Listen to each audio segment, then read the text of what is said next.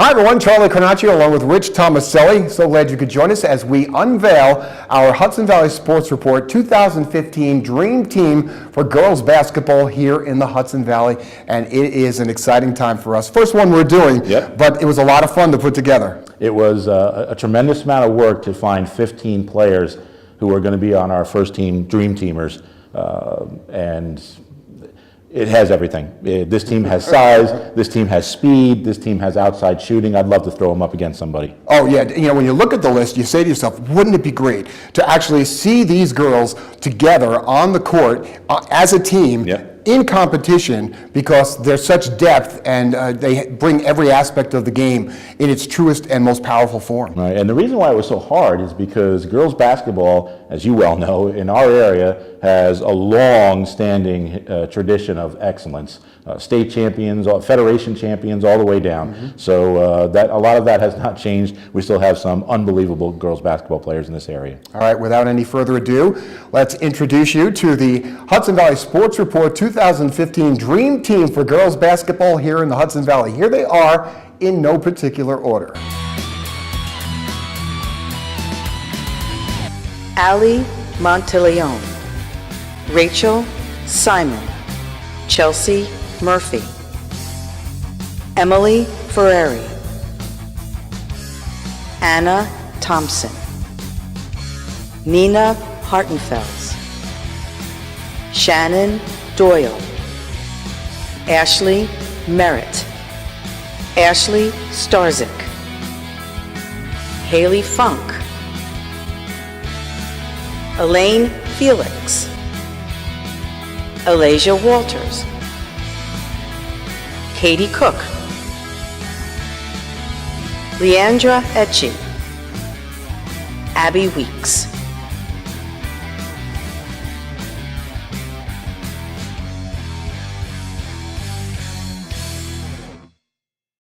Wow, what an impressive group, what a great list. It is an incredible team, as we said, and you know, look, when you start looking at this team from top to bottom, there are no flaws. I mean, if you literally put this team on the basketball court, there's no flaws. Yeah, that's right. Something any coach would love to have. Oh, yeah. So now it's time for us to unveil the Player of the Year for this Dream Team. And this was a little bit tougher because the discussions that we had and which player, and there were so many good players to choose from, it was really tough for us to decide. It was tough to narrow it down to three final candidates and then try to pick the one was extraordinarily difficult. But in the end, we decided to go with, you know, that tried and true philosophy of, look, who is most valuable to the team? If you took this player away, what would the team be like? And we think we chose a pretty good one. Oh, we definitely did. No question about it. So without any further ado, here is the Hudson Valley Sports Report Dream Team 2015 Player of the Year. The HVSR 2015 Dream Team Player of the Year nominees are Emily Ferreri. Emily Ferreri had a tougher responsibility than most. She was the only senior on a starting team of sophomores and freshmen. Averaging 22 points, 7 rebounds, 7 assists, and 4 steals a game, it was Ferreri's leadership and athleticism that took Lourdes all the way to the sectional championship game. Shannon Doyle. Shannon Doyle played much bigger than her 5'6" stature.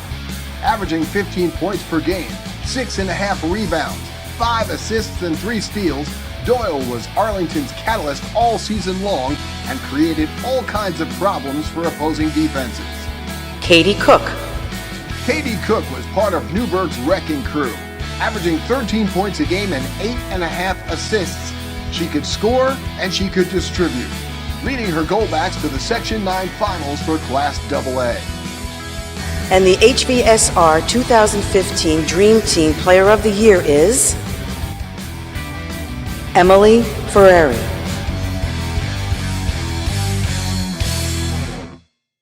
Congratulations to Emily Ferreri, our Player of the Year. And now let's go to Rich Tomaselli, who's sitting with our Player of the Year right now. All right, thank you, Charlie. I am sitting here with our Hudson Valley Sports Report Dream Team Player of the Year, Emily Ferreri of Lourdes. Congratulations. Thank you. Okay. Well, let's talk about the season. Actually, let's talk about last season. You had a phenomenal year.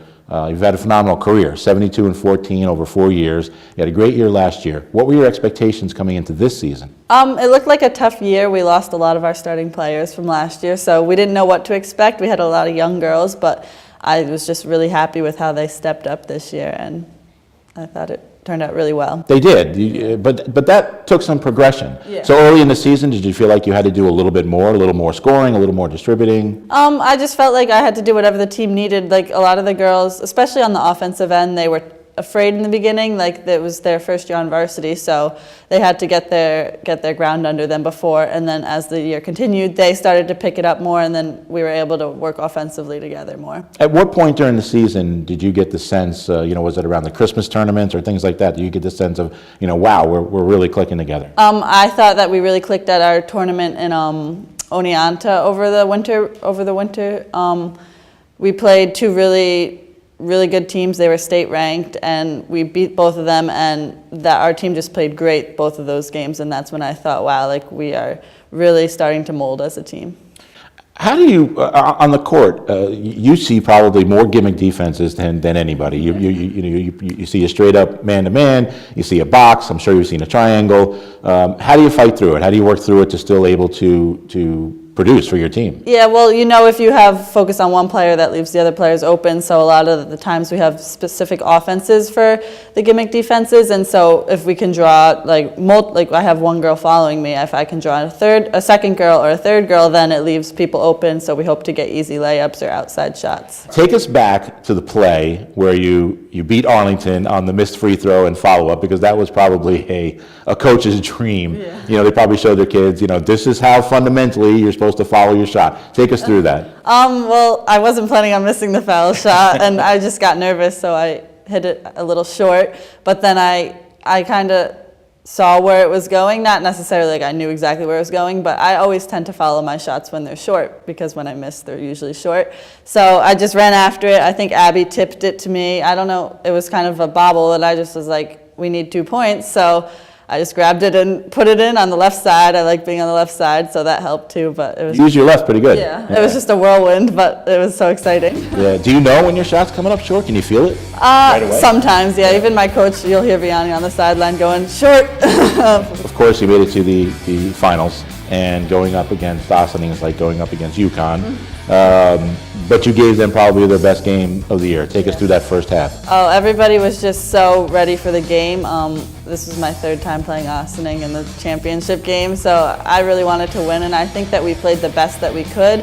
We got some of their girls in foul trouble, but once they came back into the second half, it was hard to hold them because they're just a phenomenal team. But I thought that as our players, we played the best that we could. So. And of course, the next level beckons, and you are going to St. Michael's. Yeah.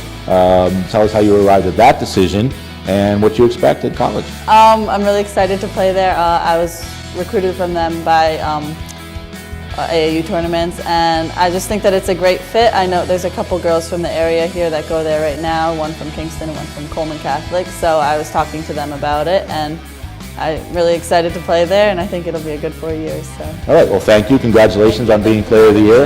Emily Ferreri, our Player of the Year from Our Lady of Lourdes.